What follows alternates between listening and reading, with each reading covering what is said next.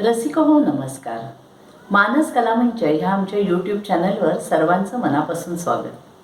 खास नवरात्रानिमित्त आम्ही आपल्यासाठी घेऊन आलो आहोत कार्यक्रम नवरंग रंग नवरात्राचे तिच्या कर्तृत्वाचे. या कार्यक्रमामधून आम्ही वेगवेगळ्या क्षेत्रातल्या 9 कर्तृत्ववान महिलांच्या कार्याचा परिचय आपल्याला करून देणार आहोत. आज ह्या मालिकेत आपल्याकडे आले आहेत आनंदी विकास. संपूर्ण महाराष्ट्रामध्ये एक स्त्री संगीतकार म्हणून आनंदी विकास यांची वेगळी ओळख आहे.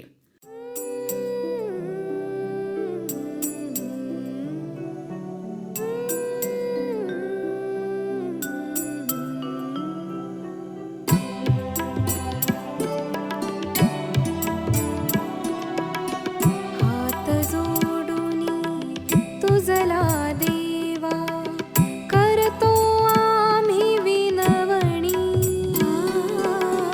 सदैव चालू राहो देवा सदैव चालू राहो देवा. रखुमाईची विनवणी विठ्ठला रखुमाईची विनवणी.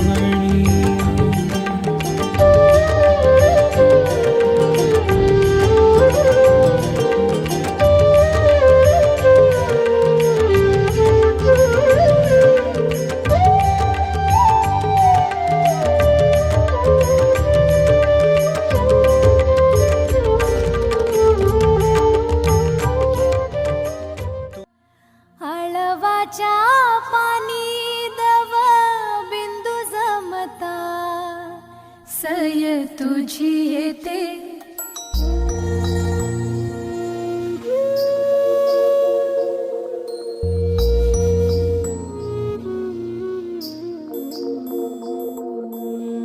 आळवाच्या पाणी दव बिंदू जमता आळवाच्या पाणी दव बिंदू जमता सय तुझी येते सय तुझी येते सय तुझी येते सय तुझी येते.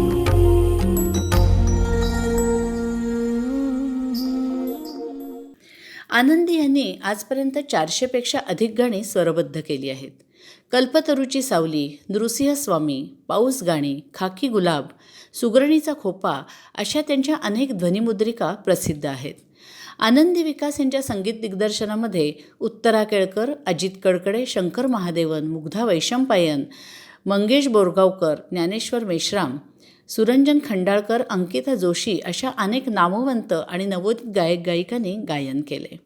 द्विधा राधा, गाणी ऋतुवेल्हाळ, फुलपाखरांचा गाव या दृकश्राव्य कार्यक्रमांचं संगीत दिग्दर्शन आनंदी यांनी केले. विंदा करंदीकर, शांता शेळके, मंगेश पाडगावकर, रेणू पाचपोर, देवीदास फुलारी, संजीव कोकिळ यांच्यासह अनेक कवींच्या कवितांना त्यांनी स्वरसाज चढवलेला आहे. विशेष म्हणजे शिवसेना प्रमुख बाळासाहेब ठाकरे यांच्या व्यक्तिमत्वावरील गीताला संगीतबद्ध करून ते मातोश्री कलानगर मुंबई येथे प्रकाशित करण्याचा सन्मान आनंदी यांना प्राप्त झाला आहे. अखिल भारतीय नाट्य संमेलन, अखिल भारतीय बालकुमार साहित्य संमेलन, अखिल भारतीय मराठी साहित्य संमेलन अशा महत्त्वपूर्ण महोत्सवांमध्ये आनंदी यांचं सादरीकरण झालेलं आहे. महाराष्ट्र राज्याच्या सुवर्ण महोत्सवी वर्षानिमित्त 25,000 शालेय विद्यार्थ्यांच्या समूह गायनाचं संगीत दिग्दर्शन त्यांनी केले. आनंदी विकास यांना अनेक पुरस्कारांनी गौरवलं गेले. जिल्हा परिषद नांदेडचा संगीतरत्न पुरस्कार, नागपूर येथील पत्रकार संघाचा महिला भूषण पुरस्कार, कुसुमताई चव्हाण महिला भूषण पुरस्कार असे पुरस्कार त्यांना प्राप्त झाले आहेत. आनंदी, आजच्या कार्यक्रमात तुझं मनापासून स्वागत. आम्हाला जाणून घ्यायला आवडेल तुला संगीत विषयाची आवड कशी निर्माण झाली. तुझ्या घरी किंवा सभोवती संगीताचं गाण्याचं वातावरण होतं का? तुझी सांगीतिक जडणघडण कशी झाली ते आम्हाला सांग. साधारणतः वयाच्या 8व्या वर्षीपासून गाण्याचा अभ्यास म्हणायला हरकत नाही, शास्त्रोक्त पद्धतीचा अभ्यास वयाच्या 8व्या वर्षीपासून माझा सुरू झाला. मुदखेड इथे देवी कालिका संगीत विद्यालय याची स्थापना झाली. माझे पहिले गुरु संगीतातले माधवराव कांजळकर हे.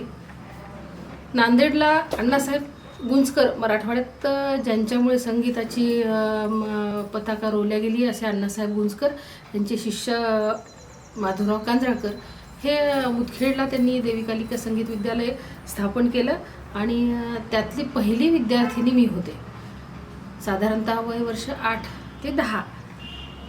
आणि आवड निर्माण होण्याचं म्हणालीस तर घरात माझ्या वातावरण अध्यात्माचं, आणि कारण बाबांचं अध्यात्माचा पगडा जो पूर्ण कुटुंबावर असल्या कारणाने पंचपदीचा टाळ दररोज संध्याकाळी घरात वाजल्याशिवाय संध्याकाळची जेवणं कधी घरी झाली नाहीत. आणि आरती, पंचपदी, मंत्रोच्चार, वेदमंत्र याचं सतत कानावर जे त्याचे स्वर पडायचे आणि त्यातनं कुठून तरी सुराचा अंश अंगात रुजत राहिला आणि मग तिथून स्वरांची माझी ती देवी कालिका संगीत विद्यालय इथून आराधना सुरू झाली. गाण्याचं वातावरण असं म्हणायला हरकत नाही, पण मुदखेड आत्ता बऱ्यापैकी जरा सुधारले, पण त्यावेळेस अगदीच खेडं म्हणजे खेडं होतं. वातावरणाचं असं वातावरण पूर्ण नव्हतं की जे आज आपण लहान मुलांना देऊ शकतो. आज प्रत्येक कुटुंबात मुलांकडे पाहिलं तर पाल्य हे प्रत्येकाला मुलांसाठी प्रत्येक कलेचं वातावरण कसं देतात हे आज आपण पाहतच आहोत. पण ते वातावरण तसं जे आहे हे वातावरण त्यावेळी नव्हतंच. जे शिकायचं ते आपणच धडपडीने शिकायचं, आपणच त्यातलं फक्त एवढं की वडील आणि आई हे खंबीरपणे पाठीशी उभे होते. कारण घरी कुठल्या वाद्यांचा काही उपलब्धता नव्हती. मग तिथे रियाजाला जसा वेळ मिळेल, मग ती रात्र असेल दिवस असेल, जसा वेळ मिळेल तसं जायचं. आणि केचकर सर म्हणून एक कुटुंब होतं की जे अगदी संगीताला पूर्ण कुटुंब वाहिलेलं होतं. ह्या कुटुंबामध्ये आमच्या संगीताची जडणघडण छानरित्या होत गेली. त्यांच्या या घरामध्ये मी माझ्या घरात कमी राहायची, पण त्यांच्या घरात जास्त राहायची, कारण तिथे हार्मोनियम होती. हार्मोनियमचा तानपुऱ्याचा सूर कानी पडला की सतत तिथे पाय माझे तिकडे वळायचे. शाळा कमी आणि गाण्याच्या दिशेने माझा रस्ता हा कळत नकळत फार चाललेला असायचा. सांगीतिक जडणघडणीच्या बाबतीमध्ये सांगायचं तर काय, कळत नकळत मी तुला आधीच सांगितलं की संस्कारातनं ह्या गोष्टी होत गेल्या, सरळ घडत गेल्या. मग तिथनं मग शास्त्रोक्त संगीताचं शिक्षण होत गेलं. पुढे काही दिवस मग अंबाजोगाईला पंडित शिवदास देगलूरकर यांच्याकडेही 2-3 वर्षाचा कालावधी माझा जात राहिला. तिथेही काही 2-3 वर्ष मी गाण्याच्या शिक्षणाचे धडे गिरवले. पण त्यानंतर थोडा एक शिक्षणाच्या बाबतीतला थोडासा खंड पडला आणि नंतर मात्र मला एक चांगली जी एक असं म्हणायला हरकत नाही की आज तू ज्या गोष्टींमुळे मला मुलाखतीला पाचारण केलंस एवढ्या मोठ्या या व्यासपीठावर, तर अशा गुरूंचा मला लाभ झाला. ख्यातिसिद्ध संगीतकार पंडित दशरथ पुजारी मुंबई, त्यांच्याकडे जाण्याचा योग आला आणि तिथे माझं रितसरित्या गंडाबंधन होऊन मी त्यांचं शिष्यत्व पत्करलं. आणि 1998 ते 2008पर्यंत मी नांदेड ते मुंबई असा प्रवास करत जाणं येणं करत प्रवास करत मी माझ्या संगीताची आराधना, संगीताचं शिक्षण हे चालूच ठेवलं. आनंदी, खरंच त्या काळात फारशा सुविधा उपलब्ध नसताना सुद्धा तुझ्यामधली गाण्याची आवड, तुझी जिद्द, आईवडिलांचा पाठिंबा आणि गुरूंचे आशीर्वाद, ज्या बळावर तू आज हे एवढं मोठं यश मिळवलंयस. दशरथ पुजारी यांच्यासारखे गुरु तुला लाभले आणि त्यांच्याकडे गायिका म्हणून घडत असतानाच तू संगीतकार म्हणून वाटचाल सुरू केलीस. तर तुझी ह्यामागची प्रेरणा काय? प्रेरणा अशी काही म्हणता येणार नाही, पण गुरुजींकडे जेव्हा मी शिकायला लागले, पुजारी सरांकडे, तर मी त्यांच्याकडे गाणं कसं गायचं हे शिक्षणासाठीच गेले होते खरं तर. पण झालं वेगळंच की माझ्यासमोर ते काही वेळेला काम करायचे. काही रचना संगीतबद्ध करताना माझं जे निरीक्षण होतं ते मला ते आवडायचं.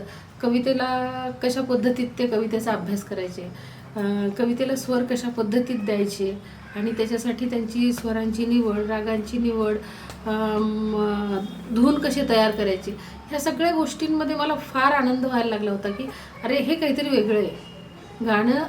गाणं ह्याच्यापेक्षाही गाणं निर्माण करणं याचं मला थोडंसं कुतूहल जास्त वाटायला लागलं.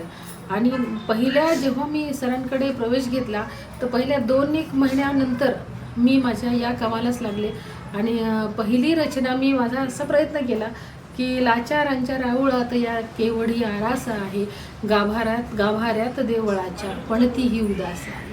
ही रचना सहज मी म्हणून घरी इथे नांदेडला आले आणि प्रयत्न केला त्याचा आणि ही बंदिश 1-2 ओळी याच्या बांधल्या स्वरांमध्ये आणि पुढच्या वेळेस जेव्हा मी क्लासला गेले तर त्यावेळेस गुरुजींना म्हणावं कसं म्हणावं की मी हे रचना बांधली आहे, मी काम केलं आहे आणि ते चुकलं तर चांगलं झालं आहे का खराब झालं आहे, आपण या मार्गावर आहोत, हे योग्य आहे का अयोग्य आहे, हे काहीही म्हणण्यापेक्षा मी फक्त एकच सांगितलं, अण्णा हा प्रयत्न मी केला आहे आणि तुम्ही सांगाल का हे कसं झालं आहे ते.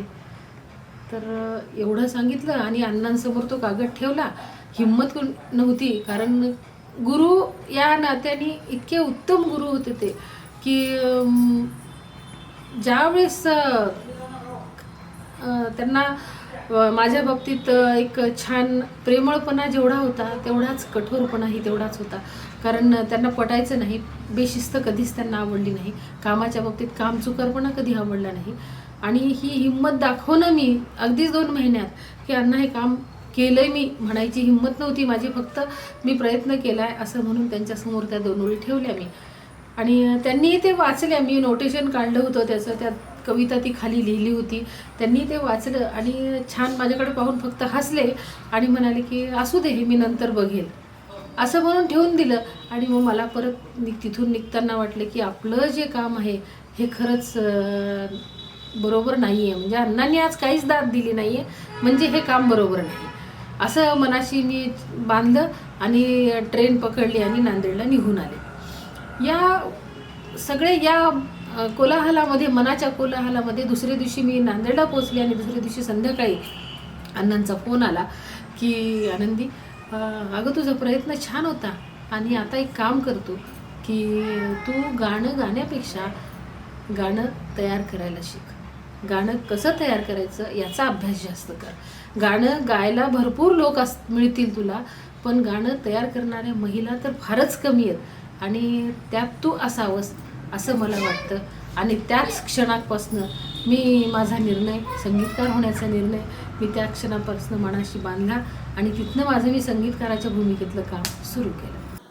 अरे वा आनंदी, म्हणजे एक चांगली संगीतकार तुझ्यामध्ये दडली होती आणि दशरथ पुजारी यांच्यासारख्या महान संगीतकाराकडून तुला या मार्गावर चालण्याची प्रेरणा मिळाली. खरंच खूप छान. आणि आनंदी तुझे खूप कष्ट आहेत ह्याच्यामागे, हे गाणं शिकण्यामागे, संगीत शिकण्यामागे. नांदेड ते मुंबई असा प्रवास करत आज संगीताच्या या टप्प्यावर तू येऊन पोचलीस. खरंच खूप छान, खूप कौतुक वाटतंय. आनंदी, असं म्हणतात की उत्तम संगीतकाराला साहित्याची देखील तितकीच उत्तम जाण असते.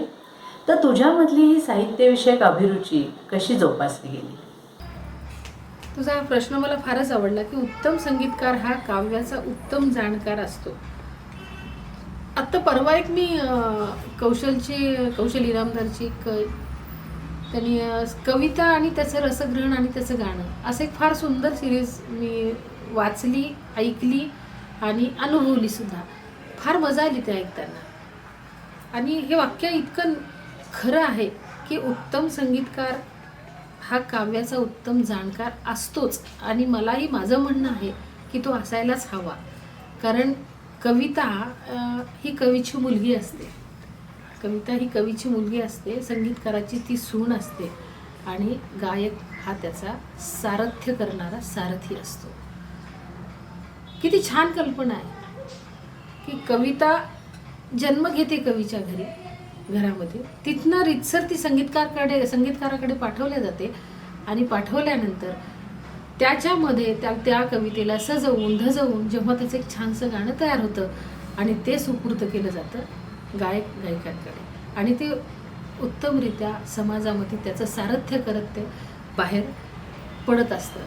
आणि गाण्यांचं काही आपण म्हणतो की काही गाण्यांचं गाणी पण नशीब घेऊनच येतात, मग तिथे सगळेच असतात त्याच्यामध्ये, गायक कवी गीतकार संगीतकार आणि गायक वादक या सगळ्यांचाच. उत्तम गाणं झालं तर ते सगळ्यांचंच आहे आणि एखादं गाणं जर कशा काही कारणाने थांबलं तर ते पण सगळ्यांचंच आहे, तिथेही कारण सगळ्यांचं आहे. कुण्या एकाला दोष, कुण्या एकाची गुण कौतुक असं नाहीच होत. एक गाणं बांधण्यासाठी अगदी कवीपासनं गीतकारापासनं ते स्टुडिओ, रेकॉर्डिस्ट, अरेंजर, संगीतकार, वादक या सगळ्यांचा तेवढाच त्या गाण्यामध्ये सहभाग असला तरच ते गाणं उत्तमरित्या बाहेर येतं. यातले थोडं जरी कुठे कुणाची कसूर झाली, कुठे कोणी कुचराई केली तर त्याचा परिणाम त्या गाण्यावर लगेच जाणवतो आणि लगेच त्या गाण्यामधनं आपल्याला ते दिसून यायला लागतं. कवितेचा अभ्यास आणि साहित्याचा अभ्यास हा संगीतकाराला असावाच लागतो. कारण व्याकरणाचा प्रत्येक आपण पाहतो, पण मराठी गाणी करताना तरी किमान व्याकरण हे गरजेचंच आहे. खूप वेळेला गाण्यांच्या मध्ये आपण जेव्हा जातो, कविता वाचताना ऱ्हस्व, दीर्घ, अनुस्वार या ठिकाणी सुद्धा स्वरांची कंपनं यायला लागतात आणि तिथनं गाण्याचा अर्थ यायला लागतो, तिथनं गाण्याचा अर्थ कळतो. जर तुम्ही पूर्ण गाणं व्याकरणाचा विचार करून जर गाणं करायला हाती घेतलं तर नक्कीच त्या कवितेचा, त्या संगीताचा आणि त्या गाण्याचा एक परिपूर्ण अर्थ असा रसिकांना मिळाल्याशिवाय राहत नाही. आणि साहित्याचं म्हणालीस तर साहित्य माझ्या घरामध्येच आहे. माझे वडील उत्तम साहित्य, माझ्या वडिलांनी सरस्वतीचं आख्यान 1000 पानाचं लिहिलेलं आणि आज करवीर पीठाच्या शंकराचार्यांनी ते छापून प्रकाशित केलेलं आहे. बासरच्या सरस्वतींवरचंही बरंचसं काही साहित्य त्यांचं लिहिलेलं आहे. दत्तात्रेयांवरचं अंबाजोगाईचं दत्तक्षेत्र आहे, तर त्या दत्त ठिकाणावर सुद्धा बाबांचं खूप काही लेखन आहे. म्हणजे घरात साहित्याचा पगडा आहेच आहे. साहित्याच्या घरात साहित्य आणि संगीत कलेच्या घरातच माझा जन्म झाला आहे. अध्यात्म आणि साहित्य हे माझ्या घरात ओतप्रोत भरून वाहतच होतं आणि आहे पण. आणि आता वडिलांच्या नंतर आता भावाच्या रूपाने सुद्धा माझ्या घरात साहित्याचा झरा खळाळता वाहतोय. आनंदी, खूप छान वेगळी कल्पना मांडलीस तू की कविता ही त्या कवीची मुलगी असते आणि संगीतकाराची सून असते आणि संगीतकार तिला सजवत असतो. आता ह्या नात्याने आजवर तू अनेक कवितांना म्हणजे अनेक दुहितांना सजवलंयस असं म्हणायला पाहिजे. आणि अजून एक तू खूप छान सांगितलंस की एखाद्या गीताचं जे यश आहे त्यामध्ये कवी, संगीतकार यापासून स्टुडिओतला तंत्रज्ञ, प्रत्येक छोट्या मोठ्या व्यक्तीचा सहभाग असतो. त्या सर्वांचं मिळून ते यश असतं.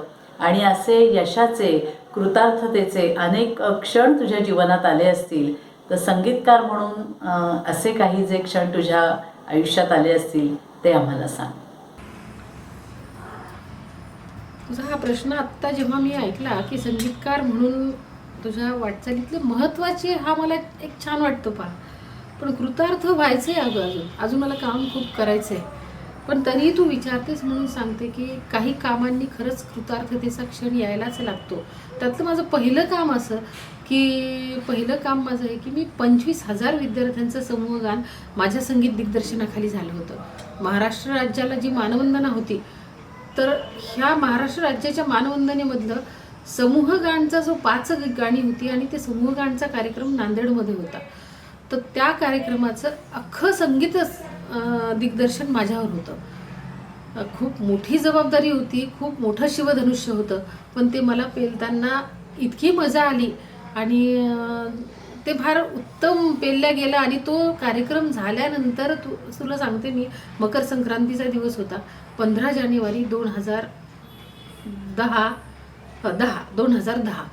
तर त्या दिवशी मी जेव्हा सकाळी कार्यक्रम 7 ते 8 मध्ये हा कार्यक्रम स्टेडियमवर, ही 25,000 विद्यार्थ्यांची गर्दी, प्रेक्षक पाहायला 25,000 असतील, तर अशा आलोट गर्दींमधनं जेव्हा कार्यक्रम यशस्वी करून मी घरी परतले, तर त्यावेळेस मला तो संक्रांतीचा वाणवसा जो आपण करतो, संक्रांतीचं हळदी कुंकू वाण वगैरे देतो ना, तर त्याच्याही कुठेतरी पलीकडे जाऊन वाटलं की मी आज किती मोठं वाण समाजाला देऊन आली आहे आणि किती मोठं वाण मी विद्यार्थ्यांमध्ये वाटलंय, जे स्वरांचं वाण आहे ते. आणि हा कृतार्थपणा मला तिथे त्या क्षणी वाटला होता. तुझा हा प्रश्न मला इथे त्याचं हे उत्तर मला सांगायला फार छान वाटतंय. आणि दुसरा क्षण म्हणजे पंढरपूरच्या पांडुरंगाची सलग 21 गाणी माझ्याकडनं कंपोजिशन होणं आणि ती 21 गाणी रेकॉर्ड होणं, हा एक माझ्यासाठी एक कृतार्थतेचा क्षण आहे. सलग 21 गाणी आणि मुंबई दूरदर्शननी, सह्याद्री वाहिनीने घेतलेली त्याची उत्तम नोंद. हा पण एक कृतार्थतेचा क्षण आहे की पांडुरंग अजित कडकडेंचं वाक्य मला खूप छान आठवतं. आजही तुला सांगावंसं वाटतं की ज्यावेळेस ते माझ्याकडे रेकॉर्डिंगला आले तर ते म्हणाले, अहो आनंदीताई, एक पांडुरंगाचा अभंग गाण्यासाठी आम्ही जेव्हा जातो ना तर तेव्हा आम्ही स्वतःला कृतकृत्य समजतो आणि तुम्ही सलग 21 गाणी करत आहात म्हणजे तुमचं भाग्य किती मोठं आहे हे मी शब्दात सांगू शकत नाही. हे जेव्हा अजित कडकडे मला बोलले तर त्यावेळेस मला तू आत्ता विचारलेल्या प्रश्नाचं उत्तर म्हणतात जसं म्हणतेस ना तर तिथे नक्कीच मला कृतार्थतेची भावना खूप दिसून आली होती. बाकी तर प्रत्येक वेळेच्या क्षण प्रत्येकच संगीतकाराच्या दृष्टीने प्रत्येक चाल दिलेला प्रत्येक क्षणच आपली चाल उत्तम होते, आपलं गाणं उत्तम होतं, हा त्याच क्षणाचा तो एक कृतार्थ क्षण असतो त्यावेळेचा. बाकी कामाच्या निमित्ताने तर ह्या गोष्टी होतच राहणार, आपण काम करतच राहणार आणि आपण कृतकृतार्थ होतच राहणार. फक्त काम जास्तीत जास्त व्हावं एवढीच एक ईश्वरचरणी अपेक्षा. आनंदी, खरंच असे अनेक कृतार्थतेचे भाग्याचे क्षण तुझ्या आयुष्यात आले आणि पुढच्या वाटचालीत असेच अनेक क्षण तुझ्या आयुष्यात येवो तशी शुभेच्छा देते तुला.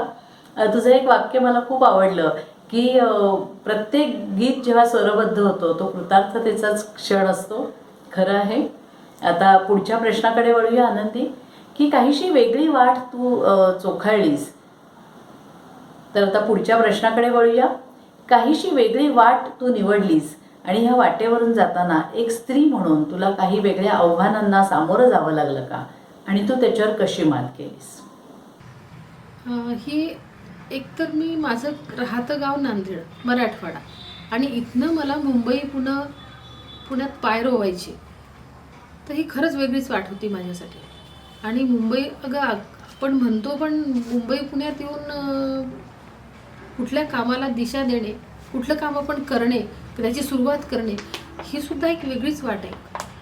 मिळालं तर यश आहे, नाही मिळालं तर मग सगळीकडेच अपयश आहे, हे माहिती असताना. आणि स्त्री पुन्हा अजूनही कसं आहे माहिती आहे का की स्त्री ह्या संकल्पनेमधनं समाज बाहेर आला नाही. कुठेतरी जायचं आहे आपण, कुणाशी तरी बोलायचं आहे, कुणाला भेटायचं आहे, कुणाला कुठे काम कसं करायचं आहे, कुणाशी किती भेटायचं आहे, अशी अनंत आव्हानं मला पेलावीच लागली आहेत. पण एक गोष्ट तुला आज इथे अभिमानाने सांगते की जेव्हा मुंबई पुण्यात मी कामाची माझी बीजं पेरायला लागली ना तर त्या प्रत्येक वेळेला मला छानसे अनुभवही आले आणि काही कटू अनुभव खूप जास्त आले त्यात. पण त्यातनं मी खूप शिकत गेले. कारण या सगळ्या गोष्टींना समोर जाताना, ह्या सगळ्या गोष्टींना मी एक सामोरी जाताना माझ्या पाठीशी असलेला जो माझा नवरा आहे हा सातत्याने एकच म्हणायचा की ही चूक झाली ना तर होऊ दे ना, काय फरक पडतो, पुढच्या वेळेस तुला ते मिळतील, ते तुला भेटतील, तुझं काम होईल पुढच्या वेळेस. ते एकच वाक्य जे आहे ते मला पुढच्या कामाला प्रेरणा द्यायचं आणि पुन्हा माझी मुंबईची पुण्याची वारी, ते त्यांचा एक शब्द माझं ते पुन्हा घडवून आणायचं. सातत्याने किती वाऱ्या केल्या असतील मुंबई पुण्यात हे मलाही नाही आठवत. हे सतत चालूच होतं. शनिवार रविवार सुट्टी असं असायचं की नांदेडमध्ये माझा पाय स्थिरावायचा नाही. मला नाही वाटायचं की आणि आज ह्या ज्या गोष्टी मी इथपर्यंत पेरत आली आहे, इथपर्यंत कामाचा आवाका घेऊन आली आहे, त्या आवाक्याला केवळ हे एकच आहे की सगळ्या आव्हानांना धुडकारत मग शारीरिकसुद्धा सगळ्या गोष्टींना शारीरिकसुद्धा संकटं माझ्यावर भरपूर आली, तेही मोठी आव्हानच होती. त्यातनंही मी बाहेर पडले. त्यातनंही बाहेर पडत कौटुंब व्यवस्था चालवत, नोकरी चालवत, ह्या सगळ्या गोष्टी करत मला हे सगळे आव्हानच आहेत ना. ह्यात वेगळं असं काही नाही.